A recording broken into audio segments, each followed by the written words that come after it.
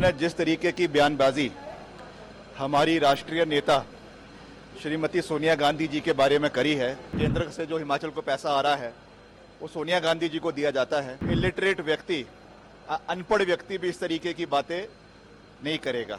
अगर वो एक हफ्ते के अंदर माफी नहीं मांगती हैं तो हम उनके ऊपर जो है वो मानहानि का दावा ठोकेंगे। को कोर्ट के अंदर आकर अपनी बात रखनी होगी कि किस बुनियाद पे उन्होंने सोनिया गांधी जी के ऊपर इतने गंभीर आरोप लगाए हैं।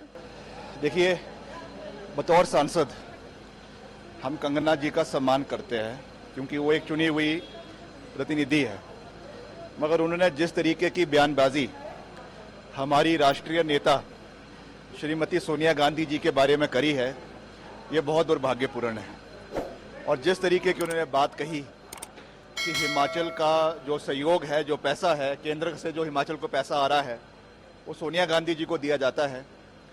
मैं समझता हूं कि कोई इलिटरेट व्यक्ति, अनपढ़ व्यक्ति भी इस तरीके की बातें नहीं करेगा। या तो वो हमको दस्तावेज दिखाए कि किसके बेसिस पे उन्होंने इस तरीके की बयानबाजी दी है। अगर एक हफ्ते के अंदर वो दिखाए या वो सार्वजनिक रूप से सोनिया गांधी जी से माफी मांगे। अगर वो एक हफ्ते के अंदर माफी नहीं मांगती हैं तो हम उनके ऊपर जो है वो मानहानि का दावा ठोकेंगे और उनको कोर्ट के अंदर आकर अपनी बात रखनी होगी कि किस बुनियाद पे उन्होंने सोनिया गांधी जी के ऊपर इतने गंभीर आरोप लगाए हैं। ये बहुत दुर्भाग्यपूर्ण है और भाजपा को भी इसका संज्ञान लेना चाहिए, क्योंकि भाजपा ने भी पहले भी उनको कई ऐसे बयान देने से मना किया है। क्या ये भाजपा की जानकारी से इस तरीके के बयान दे रही हैं या खुद ये बयान दे रही है?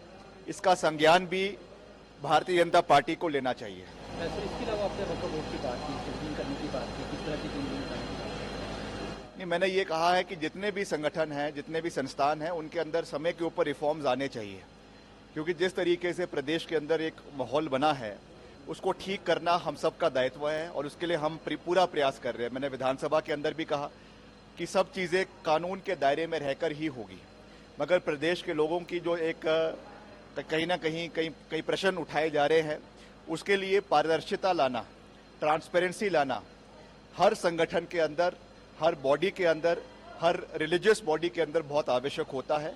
हमने इस दृष्टि से कहा है कि एक रिफॉर्म्स लाकर पारदर्शिता आनी चाहिए ताकि लोगों को हर चीज़ की जानकारी हो, चाहे वो फाइनेंशियल रिकॉर्ड्स है उसकी जानकारी हो, ज़मीन के रिकॉर्ड्स हो उसकी जानकारी हो, ताकि प्रदेश के अंदर जो कुछ माहौल खराब करने का कुछ प्रयास किया जा रहा है उसको ठीक किया जाए और सब लोग आपस में प्यार के साथ, मोहब्बत के साथ और एक भाईचारे के साथ प्रदेश के अंदर रहे। इस सोच के साथ हमको आगे बढ़ने की आवश्यकता है। नहीं, हमारे नए इंचार्ज, आज को इंचार्ज आदरणीय विदित चौधरी जी यहाँ पर आए हैं। संगठन के पुराने व्यक्ति हैं, उन्हें यहाँ पे जिम्मेवारी दी गई है, हम उनका स्वागत करते हैं और आने वाले समय में संगठन को और मजबूत करने की आवश्यकता है। चुनाव बेशक 2027 में है, मगर आज से ही हमें हर विधानसभा क्षेत्र में जाकर, हर जिले में जाकर, हर ब्लॉक में जाकर, हर बूथ में जाकर नए पार्टी में नए संचार को, नए जो है वो खून को लाने की आवश्यकता है, युवाओं को लाने की आवश्यकता है। इस दृष्टि से कार्य करने की आवश्यकता है और इसको और मजबूती के साथ आने वाले समय में लॉन्च किया जाए, इसके लिए हम बात भी करेंगे और इसको हम मजबूत करने का प्रयास